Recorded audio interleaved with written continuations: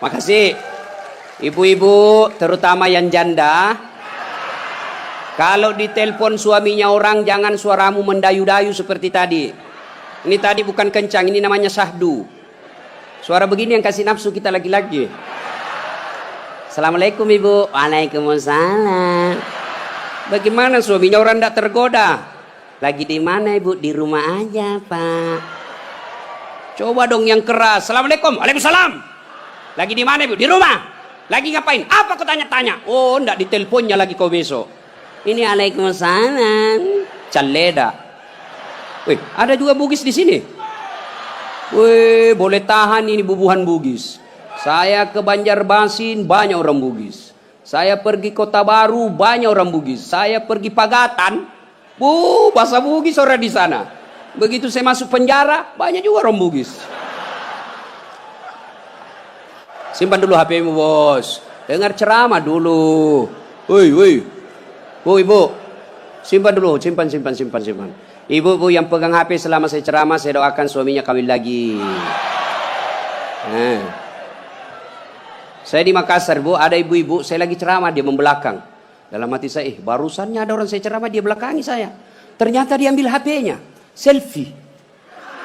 Dia belakangi, baru dia tulis di WhatsApp-nya, latar belakang das atlatif. Woi, saya dijadikan background. Selesai ceramah dia kejar lagi saya. Ini yang kasih repot kita Bib sekarang. Kejar, Ustaz, boleh selfie. Terpasalah dilayani. Kalau enggak dia bilang kita sombong sampai mati.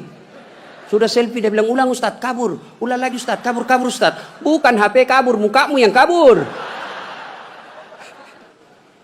Jadi bapak-bapak nanti kalau minta maaf sama istri, itu syaratnya. Jabat tangan, senyum, pandang matanya, sebut dosa. Jadi kalau suami minta maaf ibu, suruh sebut judulnya. Apa judulnya pak? Tiba-tiba minta maaf. Enggak enak, nanti kau ngamuk lagi. Bilang apa? Ustaz Dasat bilang harus sebut. Apa? Mohon maaf ibu. Dulu waktu saya tugas di Banjarmasin, saya hilaf. Ada perempuan mirip betul sama Pian. Maafkan saya selingkuh ibu. Dia bilang istrinya, enggak apa-apa pak, saya maafkan. Memang itulah manusia biasa, kadang-kadang kita hilaf. Saya maafkan kau karena bulan lalu saya juga selingkuh.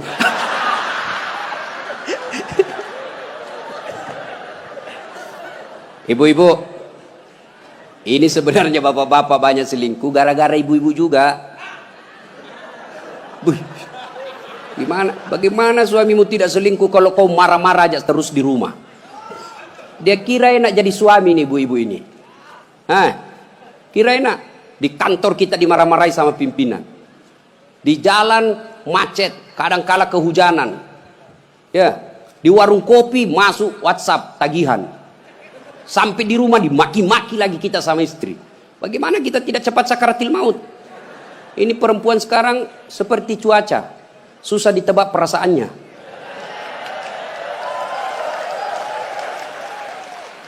Dia kira enak laki-laki. Ibu, dengar ibu.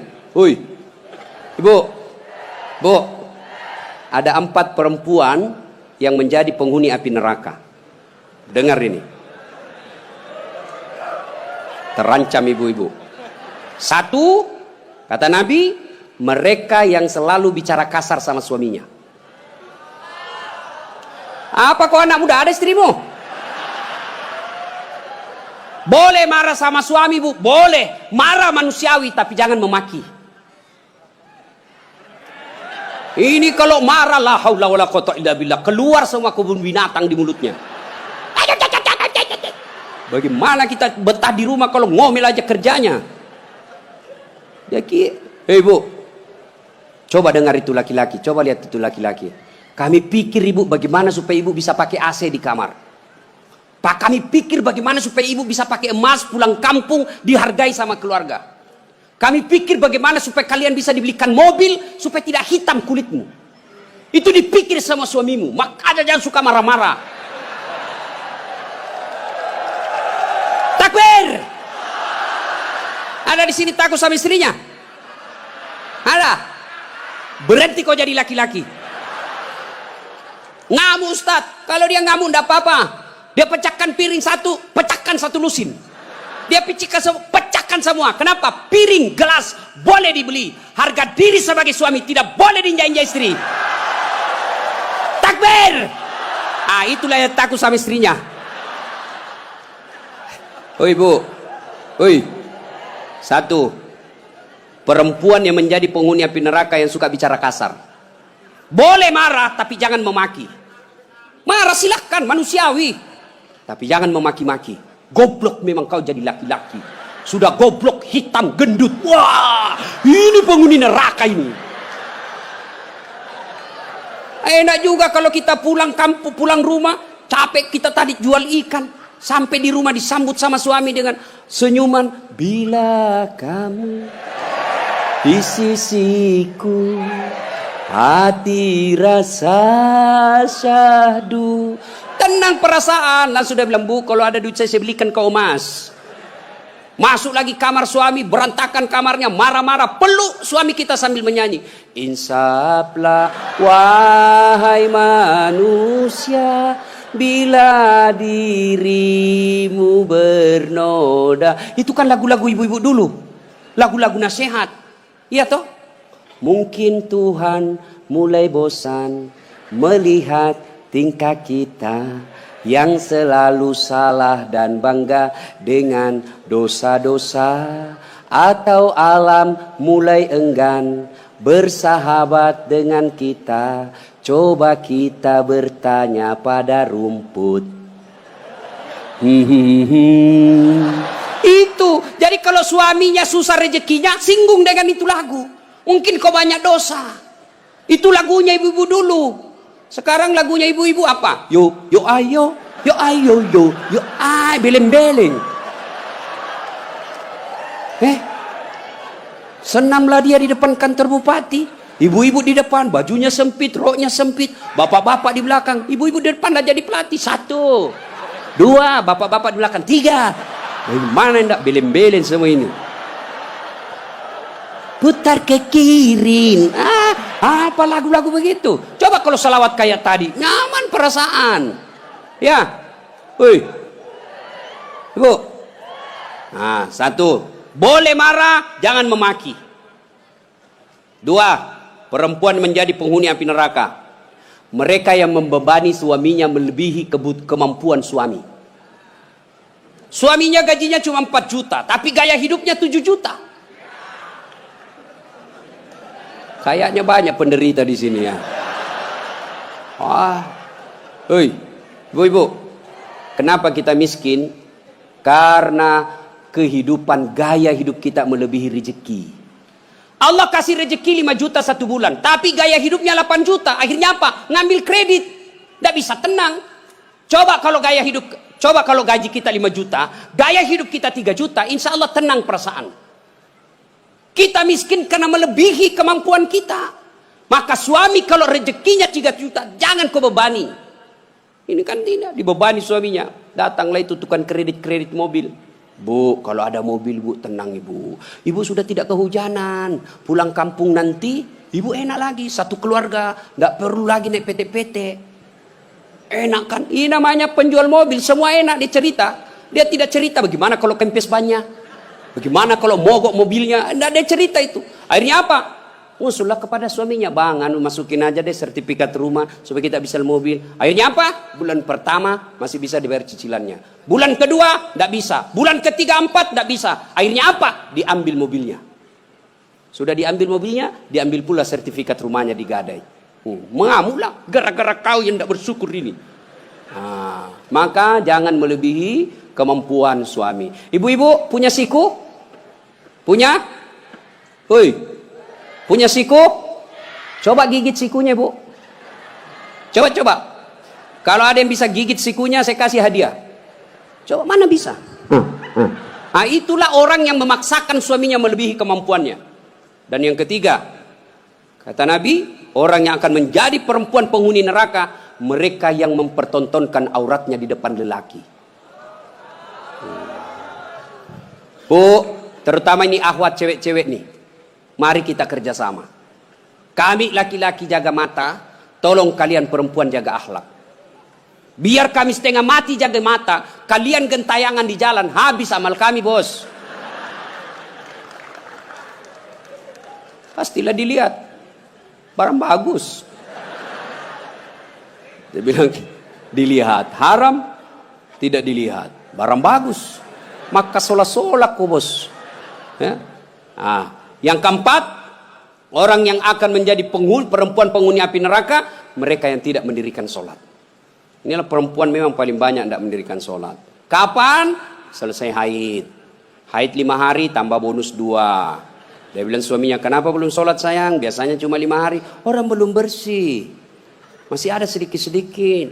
Dia bilang suaminya, bohong. Apa bohong? Saya kasih lihat kau. Apa mau dikasih lihat? Ketawa baru kau yang begitu.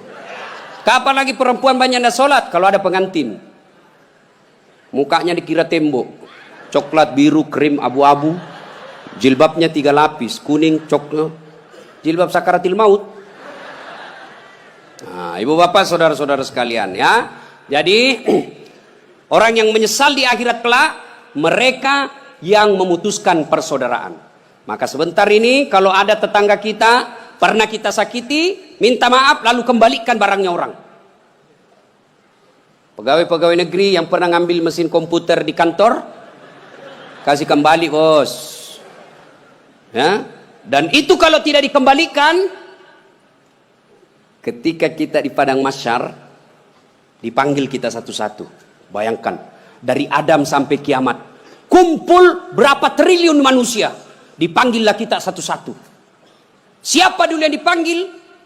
Nenek kita yang duluan mati? Tidak. Kakek kita yang duluan wafat? Tidak. Leluhur kita yang duluan wafat? Tidak. Lalu siapa dulu yang dipanggil? Nama-nama Islam dulu.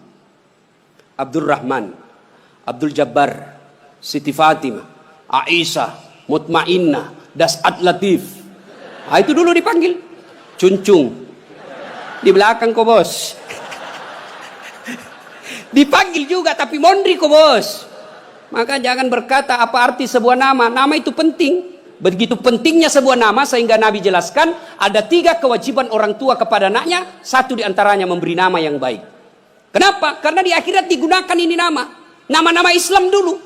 Tony, Johnny, Rudy, Ningsi, Nining. Dipanggil juga tapi di belakang bos. Habib Syekh, di depan. Das'at Latif nomor 2. Bayangkan. Dipanggillah kita. Nah, orang bilang apa arti sebuah nama? Coba bayangkan kalau tidak ada semua nama di sini. Yang paling repot caleg. Pilih saya siapa? Anu siapa? Anu. Coba kalau ada, coba sebut nama. Orang sebut nama minimal 2 saya bisa tahu. 1 suku, 2 agamanya.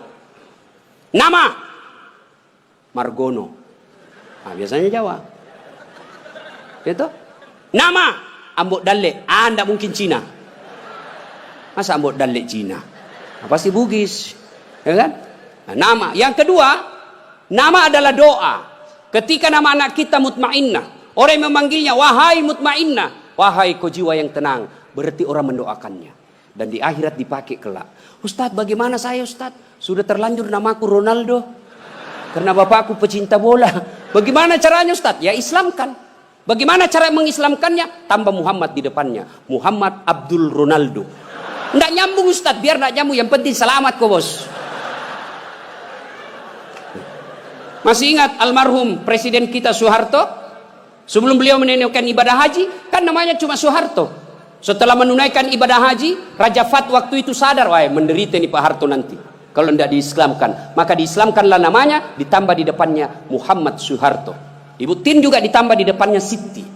Maka ibu-ibu yang sudah terlanjur namanya Islamkan. Harus rubah KTP? Tidak. Yang penting misal ulang tahun. Saudara-saudara sekalian, hari ini nama saya Islamkan. Yang tadinya Desi Ratnasari, saya menambah di depannya Siti Desi Ratnasari. Yang ketawa serius orang ini. Nama penting. Dan pada saat itu ketika kita dipanggil satu-satu, wajah-wajah kita di padang mahsyar tidak lagi seperti ini. Ada yang mukanya seperti ular. Kata Nabi, siapa yang muka ular? Mereka yang suka menjilat-jilat. Ini di kantor bupati banyak begini.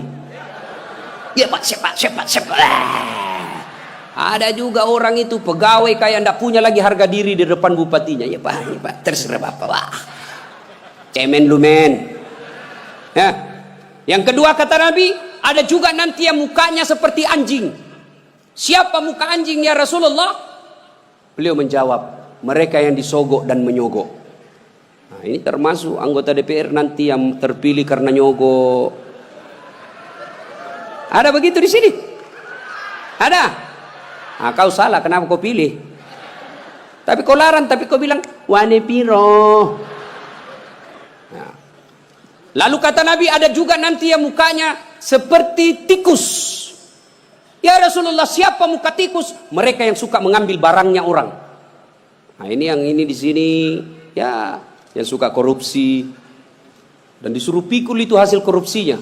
Saya kalau lihat itu orang korupsi 3 miliar, 10 miliar, setengah mati dia pikul nanti itu. Dia bilang mahasiswaku 10 miliar uang dolar Singapura Ustaz itu dikantongi ji. Saya bilang jangan kau bayangkan uang Singapura, uang koin. Apa? Uang koin 10 miliar pikul kau itu.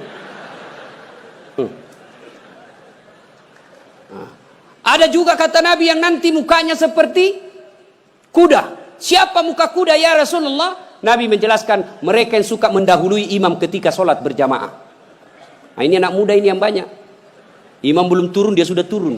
Imam belum naik dia sudah naik. Ditanya kenapa kok cepat sekali? Dia bilang ini orang tua Ustaz. Sudah lowbat, saya masih full charge. Tidak boleh begitu bos. Ini juga imam kadangkala harus perhatikan. Ada juga kadangkala imam membalik-balik sunnah Rasul. Nabi jelaskan kalau kau jadi imam ringkaskan bacaan solatmu. Ini baru jadi imam mau takbir aja sudah lama. Gaji itu muakkak mani bawan selesai. Ada juga yang begitu. Kata Nabi ringkaskan bacaan solatmu. Ringkas. Yang kedua kata Nabi, bacalah yang umumnya orang hafal. Tujuannya apa? Satu, orang bisa husuk mengikuti kalau yang dia baca hafal. Coba kalau imamnya membaca kul huwallahu ahad, anak-anak juga ikut di belakang kul huwallahu ahad, karena dia hafal. Begitu imam membaca surah Al-Baqarah ayat 10 sampai 115, la haula wala quwwata illa billah. Dia husuk dengan bacaannya, kita husuk dengan hayalan. Kita mau ikut, tidak dihafal, mau ruku, belum selesai, terpaksa kita baca semua itu di dinding. Keadaan keuangan masjid, pengeluaran, saldo. Waduh. Sudah dibaca satu tripleks, belum selesai bacaannya imam, dibaca lagi kalender Persatuan Guru Republik Indonesia cabang Kabupaten Tanah Bumbu. Selesai lagi, belum selesai imam, dibaca lagi bajunya orang caleg DPR RI nomor urut 7 dari Partai Nasdem. Dibaca semua Pak. Siapa yang salah? Siapa salah? Imam. Makanya kata Nabi, baca yang umumnya orang hafal dan ringkaskan. Ada orang jadi imam, dites lah anak penghafal, kau jadi imam nak, mau didengar bacaanmu, jadi imam lah, hanya dia yang hafal. Begitu lagi sholat tiba-tiba ada cicak jatuh, kena telinganya, stres hilang hafalannya. Apa sambungannya ini? Dia lupa betul, hening satu masjid. Tiba-tiba imam berkata, tolong bantu di belakang. Dia bilang di belakang, saya juga tidak tahu. Tiba-tiba berteriak, kalau begitu ya sudah, Allahu Akbar. Memangnya anggota DPR. Saya punya pengalaman ini Pak, waktu saya kecil di kampung SMP saya waktu itu sholat asar lama sekali imam sujud. Kenapa lama betul ini imam sujud? Ada apa ini? Tiba-tiba ada kawan saya nakal, diangkat kepalanya. Hilang imam. Ternyata yang ditunggu sudah keluar. Dia keluar dari pintu samping. Kacau sholat. Selesai sholat ditanya, Pak Imam, kenapa kau tinggalkan kami? Dia bilang, saya kentut nak. Pak Imam, lain kali kalau kentut, kasih bangkit dulu kepala supaya kami lihat kau keluar. Dia bilang, saya sengaja, malu saya kau lihat. Kacau sholat. Siapa yang salah? Siapa salah? Siapa salah? Imam. Makanya hati-hati milih imam. Ya, ada lagi kejadian ini waktu saya kuliah, KKN. Belum jadi ustadz saya waktu itu. Ada kawan saya dia pakai baju gamis. Wah, saya bilang pasti anak pesantren. Jadilah imam dia. Saya di belakang dua anak fakultas sastra. Begitu dia baca Al-Fatihah masih aman. Dia baca Al-Kafirun dalam hatiku, cari penyakit ini orang ini. Benar, dia baca tidak mau sampai. Wala antum abiduna ma a'bud wala ana abidu ma abattum wala antum abiduna ma a'bud wala ana abidu ma wala antum tak putar. Temanku jengkel ini ada sastra, dia bilang, kenapa itu tak putar-putar? Lah sudah ini juga saya pikir. Kacau sholat. Makanya kalau imam salah, kacau jamaah kita. Makanya hati-hati milih imam. Kata Nabi, Milih imam itu tidak boleh sembarang. Jamaah makmum boleh, mulai dari orang waras sampai orang gila boleh jadi makmum. Mulai dari orang belum balik sampai dewasa boleh jadi makmum. Tapi imam tidak boleh. Kenapa? Salah imam, salah kalian. Jamaah. 2020 Tanah Bumbu akan milih imam. Bupati. Salah milih imam, salah kalian, menderita kalian di kabupaten ini. Maka hati-hati milih imam. Pun kita jadi makmum juga tidak boleh sembarang. Harus ada etikanya. Jadi makmum kata Nabi, kalau kau ke masjid, sikat gigi dulu. Terutama kalau subuh. Bayangkan kalau kita tidak sholat, tidak sikat gigi, tidur semalaman, orang di samping kita balik kanan, kita balik kiri menguap. Sampai meninggal dia ingatnya itu, busuk mulutnya itu. Sunnah sikat gigi. Apalagi kalau kau jadi makmum, jangan kau merasa kaulah yang paling soleh dalam masjid itu. Ada juga orang takbir itu kayak mau dia gigit, kita punya telinga. Cool man. Baca Al-Fatihah kayak dia ada di telinga sampingnya. Pada cengi capuk. Hanya ganggu ki. Ada lagi apa? Itu kaki. Kaki juga itu kadang-kala mengganggu. Kita kasih pindah, dia kasih pindah lagi kakinya. Kasih pindah, dia kasih pindah lagi. Saya jengkel, saya injak. Selesai salat. Ustaz, kenapa kau ganggu saya? Makanya adik-adik, kalau mau saya tanya, kenapa kau kasih pindah-pindah kakimu? Kau ganggu saya? Dia bilang supaya rapat saf. Bos, sini. Kalau mau rapat safmu bukan jari-jari kaki yang kau tempel. Tapi apa? Bahumu atau siku. Kalau siku rapat, pasti saf rapat. Tidak ada orang sholat begini. Tapi kalau kakimu rapat, safmu longgar. Ya. Ada lagi selesai sholat yang paling menjengkelkan itu. Selesai sholat dia ambil saf paling depan, belakangnya imam. Begitu assalamualaikum, assalamualaikum, langsung lompat. Mau lihat, tidak jabat tangan, tidak langkai orang, itu kurang adab kalian. Kalau kalian tidak mau doa bersama, tidak mau jabat tangan selesai sholat, ya sudah di belakang kau duduk. Supaya kau tidak ganggu orang. Ingat adik-adik sekalian ini, yang baru belajar agama. Puncak dari semua ilmu adab. Rasulullah ditanya, ya Rasulullah, untuk apa Rasul diutus ke muka bumi? Mencerdaskan kehidupan bangsa? Bukan. Mengangkat harkat dan martabat? Bukan. Apa? Liutammima makarimal akhlak. Memperbaiki akhlak manusia. Ini kita berbeda mazhab, saling mengkafirkan. Saling menghina. Zaman sekarang aja ini kita ribut-ribut sesama muslim. Dulu tahun 90-an, kita kalau sholat subuh, Allahu Akbar. Di samping kita tidak kunut, dalam hati saja, oh Muhammadiyah. Selesai. Allahu Akbar. Tidak kunut, Muhammadiyah berarti ini. Itu aja dia. Sekarang saya pun dimaki-maki di Facebook. Apa kau Ustaz? Bicara-bicara sunnah. Baru kau tidak pelihara sunnah. Kenapa kau tuduh saya tidak pelihara sunnah? Buktinya kau tidak pelihara jenggot. Ya mau diapa kalau tidak mau tumbuh? Saya sudah kasih minyak, Bib, tidak tumbuh-tumbuh. Malah marah istri saya. Ini Ustaz kasih kotor-kotor bantal. Kasih minyak nih Bu. Ya. Nah saudara-saudara sekalian, ini golongan. Maka sebelum wafat, minta maaflah. Orang-orang yang pernah kita sakiti. Kalau ada berkaitan dengan barang, kembalikan. Ibu-ibu yang pernah ngambil sendoknya orang ketika pengantin, kasih kembali. Karena ada juga itu ibu-ibu. Ibu-ibu Columbus. Tahu Columbus? Kelompok ibu-ibu pembungkus. Kalau ada pengantin dia bungkus semua kuai. Yang ketiga, penyesalan kata Nabi. Yaitu mereka yang tidak menjawab salat, azan salat ketika azan berkumandang. Puasa, haji, zakat, sedekah, semuanya akan sia-sia ketika tidak mendirikan sholat. Adik-adik, kalian tidak usah malu kalau kalian tidak jadi pegawai negeri. Ibu-ibu, kalian tidak usah cemas dan merasa malu kalau sampai sekarang ini masih ngontrak-ngontrak rumah. Tapi malu dan cemaslah ketika sudah dewasa seperti ini, belum mendirikan sholat dengan sebaik-baiknya. Kalau sholat kita insya Allah baik, maka hidup kita akan diperbaiki oleh Allah Subhanahu wa taala. Kalau sholat kita bagus, Allah yang akan menyelesaikan semuanya. Di dunia ini tidak ada orang tidak punya masalah. Semua kita punya masalah. Pasti. Jangankan kita, Nabi ada masalahnya. Malah di ibu-ibu yang tanya, Ustaz, bolehkah orang sholat itu tidak pakai BH? Kenapa bisa ibu? Panas ibu Ustaz. Tidak ada AC, tidak ada kipas angin. Kita baru pulang pasar. Boleh, tapi apa itu beradab? Ibu-ibu pergi ketemu gubernur tapi tidak pakai BH, boleh kan?